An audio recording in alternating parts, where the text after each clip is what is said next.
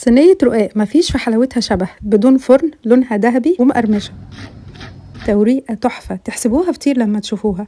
اعملوها وعلى ضمانتي لأي عزومة وفي رمضان كمان، مش هتغيروها من حلاوتها. تعالوا نشوف الطريقة. هحتاج لفة من الرقاق سواء البلدي أو الجاهز اللي بيكون ده شكله كده، بيكون يعني الطبقة بتاعته خفيفة شوية عن الرقاق البلدي. المهم إن الصينية بتاخد من الرقاق البلدي حوالي 8 طبقات، دي هنزودها شوية تبقى 10، وده علشان زي ما قلنا إن الطبقة دي بتكون خفيفة شوية عن الرقاق البلدي. طبعا هنجهز الشوربة، وأي شوربة عندنا بتمشي، يعني شوربة فراخ، شوربة لحمة، أي شوربة، شوربة بط كمان بتمشي. ولو ما عندكوش شوربة، في فيديو أنا نزلته هحطه لكم في تعليق، هنعرف إزاي نعمل شوربة حلوة جدا ودسمة وجميلة من غير ما يكون عندنا شوربة. هاخد بقى الشوربه المتوفره عندي وهضيف عليها معلقه صغيره من مرقه الفراخ البودر ورشه فلفل اسمر. هحتاج كمان عليهم معلقه كبيره من السمنه او معلقتين صغيرين من السمنه، يا سلام بقى لو السمنه البلدي. اضيف عليهم كمان ربع كوبايه من الحليب، بتخلي طعم الرقاق زي الفطير كده. رشه ملح عشان الحليب اللي ضفناه، وخلي بالكم المرقه بيبقى فيها ملح. تقليبه حلوه كده، وكده الشوربه بتاعتنا جاهزه. هحتاج للرقاق شويه كده من السمنه، يعني ربع كوبايه كده من السمنه عليها معلقتين زيت، وهركنهم على جنب. عشان اسهل على نفسي بجيب صينيه واسعه كده واحط فيها الشوربه يا جماعه تكون دافيه مش سخنه بتغلي ولا حاجه. الخطوه دي هتسهل عليا قوي ان انا اسقي الرقاق بتاعي بسهوله. هجيب بقى الصينيه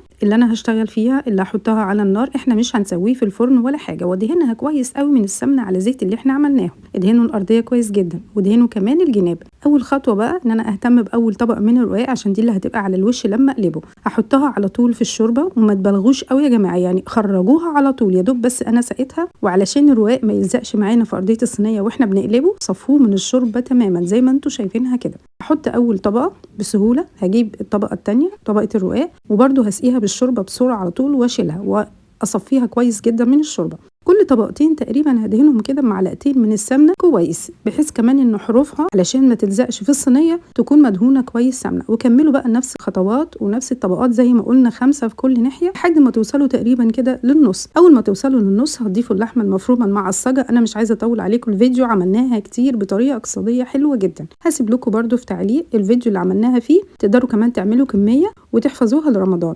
وزعوا الحشوه حلو جدا، وخلوا كده الاطراف ما يكونش فيها لحمه، علشان واحنا بنقلبها ما تنزلش الحشوه من الاطراف. دي اختياريه جدا. انا بحب احط شرايح من الزيتون الاسمر والاخضر، بتدي طعم حلو جدا. اللي مش عاوزين براحتكم خالص، بس انا بقول لكم على التيست الحلو قوي اللي الكل بيسالني عليه.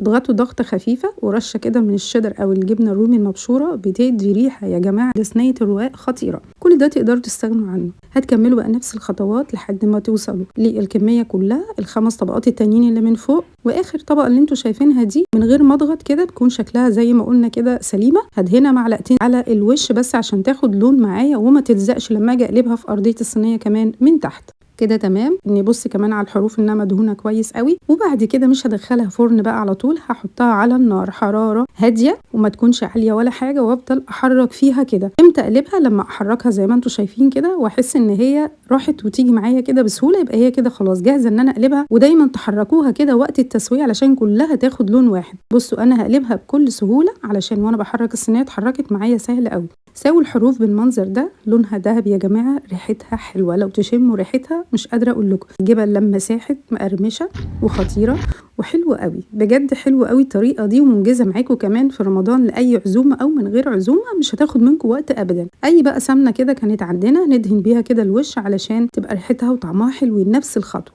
اول ما الاقيها بتتحرك بسهوله من تحت يبقى اخدت اللون. بس كده احطها بقى في سيرفيس تقديم او اي طريقه. مقرمشه وخطيره، شايفين من بره مقرمشه ومن جوه عامله زي الفطير. هتقطعوها بسهوله. الناس اللي هي دايما متردده ان هي تقطع الرقاق قبل ما تسويه عشان يتقطع، هتتقطع معاكم مش هتتكسر زي ما انتم شايفين كده. اجمد صينيه رقاق حلوه جدا، توريقه تحفه زي الفطير بالظبط، طريه من جوه وجميله، ومن بره مقرمشه وواخده لون ذهبي حلو قوي ويفتح النفس. جربوا الطريقه دي عشان بجد متاكده هتوفر معاكم جدا، وهتبقى الطريقه المنجزه ليكم في اي وقت، في عزومه ومن غير عزومه. لو عجبتكم ما تنسوش تقولوا لي رايكم في كومنت جميل زيكم، واكتبوا لي تحبوا نعمل مع بعض وصفات ايه الفتره الجايه. وصحتين وهنا يا رب.